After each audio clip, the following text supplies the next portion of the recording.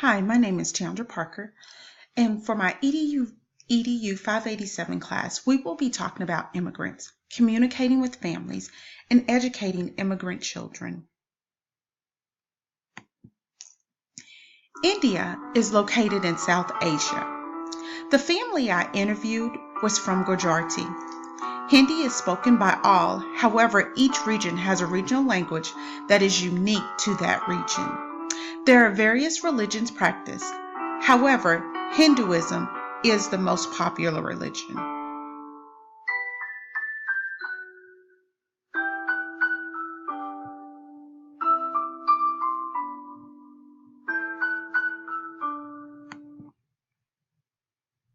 Family, gender, and roles. Family is an important aspect of everyday life based on a patriarchal structure. Often several generations reside under the same dwelling. For example, the family that I interviewed, the parents of the husband live with them. Women are expected to be submissive to their fathers, husbands, and sons, and it is not uncommon for marriages to be arranged by fathers, such as the family that I interviewed, the husband and wife, their marriages were arranged. Food. Different foods have different regions have different diets. The family I interviewed were vegans. Lunch is the biggest meal, and they usually eat a traditional Indian meal, which consists of beans, rice, vegetables, and tortillas at lunchtime. Along with a variety of beans, various seasonings are utilized, such as cumin, ginger, mustard seeds, cinnamon, chili pepper, saffron, and coriander.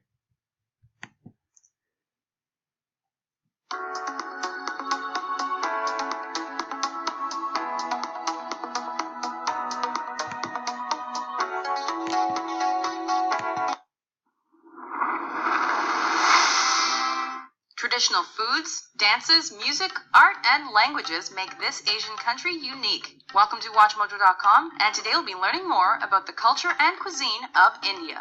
The flavors and ingredients of Indian cuisine have permeated the foods of other cultures around the world. A number of herbs and spices are native to the country, which explains why these tastes are used so abundantly in India. Chili pepper, brought to the country by the Portuguese, is another example of a popular flavor in Indian cuisine. India is also famous around the world for its tea industry, and to a lesser extent, its native coffees. Tea is thought to have therapeutic properties and has been drunk ceremonially for centuries. In fact, India drinks and produces much of the world's tea, with cultivation of the plant tracing back hundreds of years. Coffee is also an important part of day-to-day culture in certain parts of India, and the country's native drink is quite unique. India has a tradition of beautiful folk art. Rangoli is one such example, and is a decorative design painted on the floor or ground. Thought to bring good luck, these designs are often in the shape of flowers and are usually made for special occasions. One colorful special occasion in India is the wedding. Lasting several days, these events are festive and full of tradition. One element that has been adopted from Western culture is the wedding carry, where the groom carries the bride across the threshold. Dancing is an important part of Indian culture, and a number of the country's most well-known gods are normally portrayed dancing. There are a variety of different dance forms to be performed in different locations and at different times. One important element that is often seen in Indian dances is a form of sign language that is used to tell a story. Traditional clothing in India varies from region to region, but one colorful piece worn by women is the sari. These colorful silk scarves are draped over the body in a variety of ways and can be worn as part of a traditional outfit. Colorful, unique, and steeped in tradition, Indian culture is an experience that needs to be savored firsthand.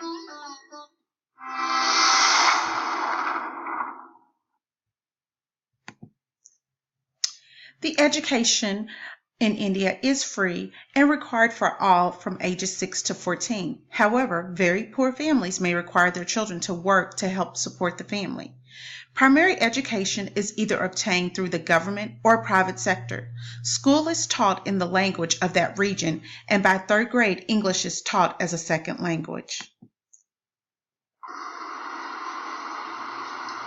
This is what one of New Delhi's exclusive private schools looks like. Ashwini is at the top of his class and starts off his day with a few scientific websites. Nothing special about that, except Ashwini's father is a migrant worker and earns less than $50 a month. I want to make my career in astrophysics. I want to be an astrophysicist from NASA. Ashwini can afford to dream big because he was admitted to this private school under a special quota for poor students. But just a few hundred kilometers away, life is very different for Reshma. She works with her family for 12 hours a day, making these breaks to earn about $6 a week. I'd like to go to school and become someone big. If Reshma could go to a school, it would probably look something like this. This government-run school is a far cry from New Delhi's private schools. Here, children study with whatever they have. Classrooms such as these, as you can see, are quite bare and minimum. There are ceiling fans here, but there's simply no electricity supply to actually run them. There are 3 other classrooms like this catering for about 78 students. But that's not all. Here in the school storeroom, there is other equipment available for the students, such as computers like these.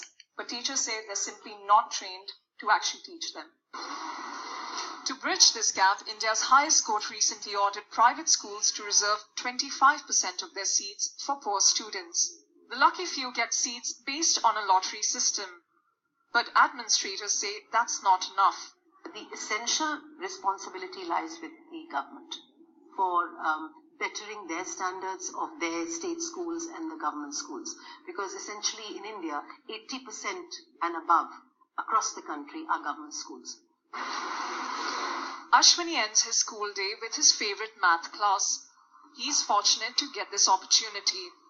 But there are still millions of others waiting for their break. Prerna Suri, Al Jazeera, New Delhi.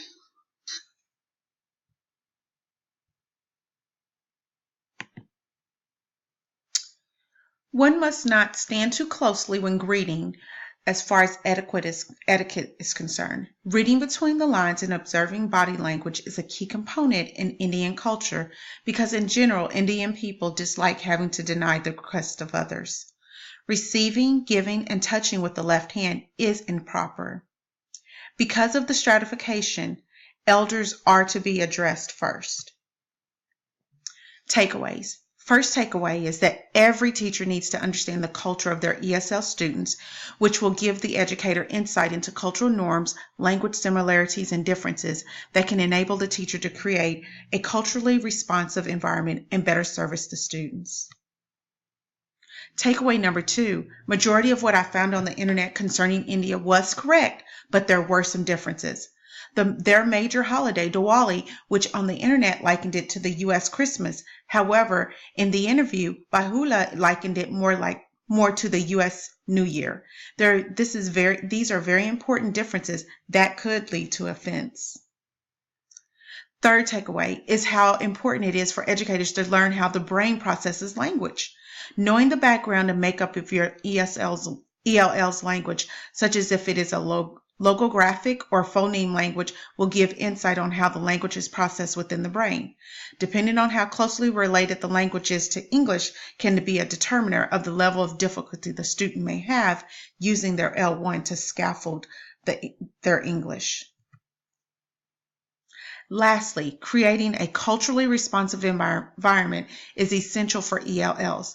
Educators should make a point to get to know each student. I do suggest whenever possible that educators visit the home.